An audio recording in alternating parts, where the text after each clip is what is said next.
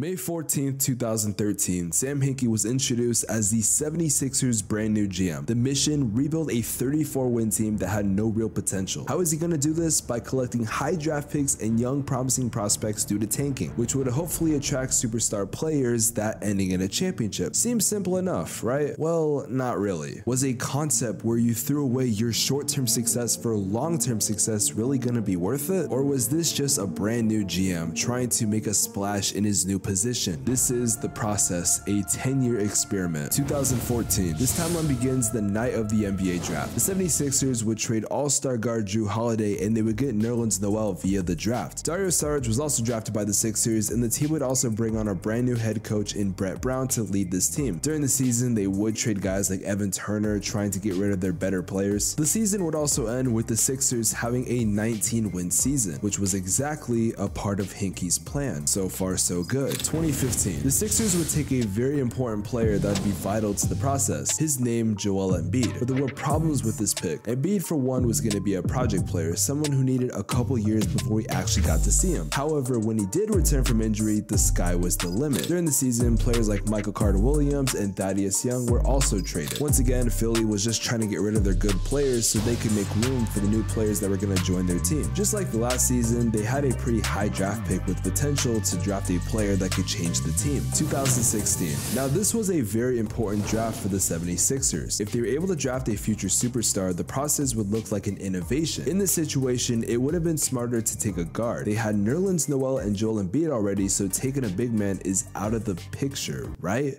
Now, I will say, after the first two picks, there weren't really any great guards to take at the time. Of course, we can look back and say, why didn't the Sixers get Devin Booker, as he would have been the perfect player? However, Booker was the sixth man in Kentucky. I mean, there's a reason he got drafted with the 13th overall pick. Overall, he was supposed to be a Klay Thompson-esque player. Now, of course, we can look now and say that's not true at all, but you have to consider it was 2016. Also, Jahlil Okafor was right there, and he was the safest pick. He was a 17 points per game score at Duke, and quite frankly, there weren't that many players that you could say were better than him. So of course, Philly had to take him. It was also rumored that he could switch to the 4, which would make an elite frontcourt with Nerlens Noel, who was said to be the starting center at the time. This season looked promising, yet it wasn't. The Sixers as a whole would have a terrible season, having an egregiously bad record. The team would end with a 10-72 record, the second worst in NBA history. Okafor would have a pretty solid rookie season. He was an all-rookie first-team player and had some pretty decent stats, but that's really the best he would ever do. But at least in the upcoming draft, the Sixers would have a chance to get a prospect from LSU who was said to have flashes of LeBron James and Magic Johnson. Also, in a very anticlimactic way, Sam Hinkie would resign from his position just 3 seasons later after beginning the process. Regardless of that, the future looked bright.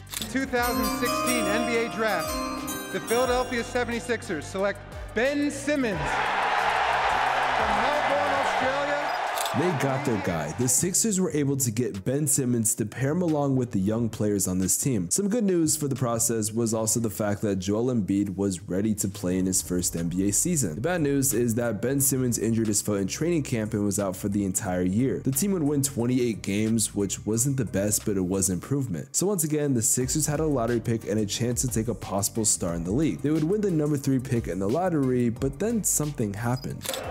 In the 2017 NBA Draft, the Philadelphia 76ers select Markelle Fultz from the University of Washington.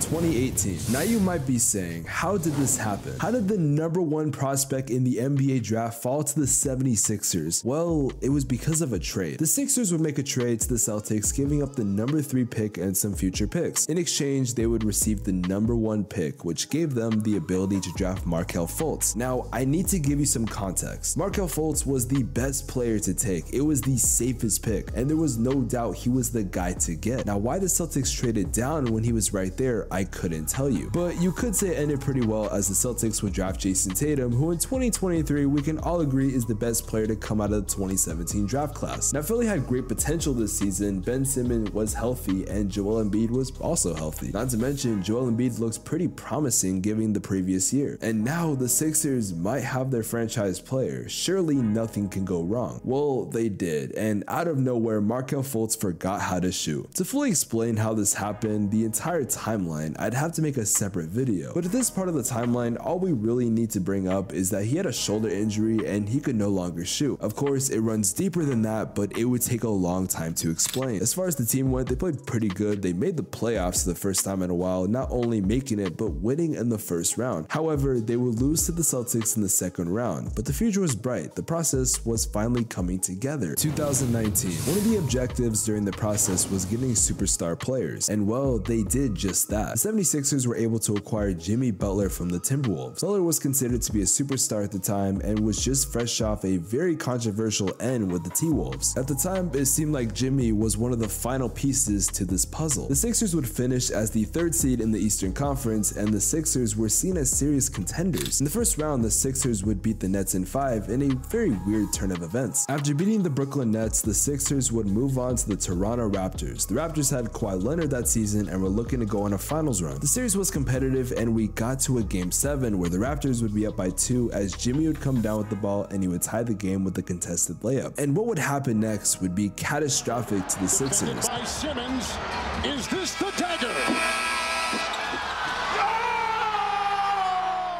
This shot would end the Sixers season, and in my opinion, their only chance at a championship. I can't predict if KD would still go down, or Klay Thompson still tears his ACL. I also cannot predict the conference finals. What I can tell you is if the Sixers win this game, I think they make it to the finals and could have won. This shot, this game, really affected the Sixers in a negative way, and the conversation about could this team ever make it again was starting to be asked. If the Sixers could bring back this team, maybe there was a chance they could run it back and see some success. 2020. Well, scratch that idea because Jimmy Butler would lead the team in the offseason due to problems with the front office and overall just not being respected by the team. He would be sent to Miami, which is something you're going to want to remember later on. Markelle Fultz would also be traded to Orlando, so there goes your former #1 pick. Now, this would be a very weird season for the NBA as a whole due to the NBA getting shut down because of a virus. Not to mention, when they eventually reopened the NBA, they had to play in this bubble, which was definitely a different environment for every team. Now, mind you, the Sixers got invited to the bubble because they obviously had a chance to make the playoffs, which they did because they were one of the best teams in the East. However, it didn't seem like that because they got swept by the Celtics in the first round. And because of that, Brett Brown would get fired. Justified? Well, in some ways it was. But who they would bring on to replace Brett Brown just made things a lot worse. 2021. The season got started with Doc Rivers being hired. Yes, that Doc Rivers. The Sixers would also bring on Daryl Morey, which seemed like a good move, and the Sixers had potential this season. The Sixers played well to start off. Joel Embiid was even going to win MVP until he got injured later on in the year. The Sixers would also win the #1 seed in the East, so you could say things were looking promising. They beat Washington in the first round in 5 games, and they had a quick pit stop in Atlanta. Well, at least that's what it seemed like at the time. The series went to 7, and this was also a series where Ben Simmons got exposed. Ben Simmons in this series was just a terrible player. There's no other way to say it. Some would even say he lost the Sixers series after passing up a wide open dunk on Trae Young out of all people. Now, in defense of Ben Simmons, I'm not going to blame just him. I feel like Joel Embiid is also to blame as this man completely folded as well, but we don't remember that. History is usually going to tell you that Ben Simmons is the reason that they lost, but we cannot forget like Joel Embiid did not play a factor in that. The Hawks won and the process was looking like a failure even more. It had been 8 years and the Sixers didn't even make it past the second round, but to make things worse, Ben Simmons gave up. Again, to explain this entire saga, I would have to make a 2-hour-long video, shout out to 2 for 1. But to sum it up, heading into the 2022 season, it seemed like the Sixers were going to be without Ben Simmons. 2022. Well, the Sixers did it. They were able to flip Ben Simmons for James Harden. Yes, the Sixers flipped Ben Simmons for James fucking Harden. Daryl Morey is a genius, and the patience that he showed during this trade process was impeccable. The team would end up as the 3rd seed in the Eastern Conference once again, and they would take care of the Raptors in the first round. I do want to remind you that they almost blew a 3-0 lead, which was not helping Doc Rivers' case whatsoever. Granted, they got their win, and they got their get back on the Raptors just 3 years later, and now they had to play the Miami Heat in the second round. Yeah, remember when I told you Jimmy Butler got traded to the Miami Heat? Well, this is that team, and you know Jimmy Butler, this man wanted vengeance on this team, which he got. The Sixers would lose again, once again having another year being a second round exit. Now, to be fair, you could argue injuries played a factor, and also the team had had to adjust using James Harden in a different role, which that role would be more looked at in 2023. And speaking of that, well, 2023. Once again, the Sixers were the 3rd seed, and once again, they made it to the 2nd round, where they would be matching up against the Boston Celtics, where they barely lost. There were some benefits this season, like Joel Embiid finally winning the MVP, also the fact that James Harden became more of a playmaker than a scorer. That being said, we are 10 years into the process, so overall, can we call this a success? Well, first off, the mission was to get young players from the draft that would develop into star players, and well, they did that twice. Joel Embiid was a success, and Ben Simmons at one point was a success, but they also had some of the safest draft picks that completely failed. Markelle Fultz, Jahlil Okafor, just to name a few. The other objective was to get superstar players to join their team, and while they only ever had 2 superstar-esque players in Jimmy Butler and now James Harden, quite frankly, it ended the exact same way. A disappointing 2nd round exit. So while they completed their objectives, it didn't end in a championship, let alone a conference finals appearance. However, we have to remember back in 2013, this team wasn't going to compete. This team had no chance to win a ring. So is it justified we call them a disappointment just because they didn't win a championship? I mean, they're constantly contenders every single season, and quite frankly, I don't see that stopping. But they also have failed in so many ways and have constantly mismanaged the team. So again, are they a failure? Well, it depends how you look at it. Within certain perspectives, I can say this team is a failure. On the other hand, maybe Sam Hinkie was ahead of his time. Maybe he knew dedicating years to a championship level team would eventually end in a ring. Building a team from the ground up is not easy to do, and a team that's done just that is the Denver Nuggets, led by Nikola Jokic. And to see how Jokic has done just this, well, click the video on the screen right here to watch the Nikola Jokic paradox.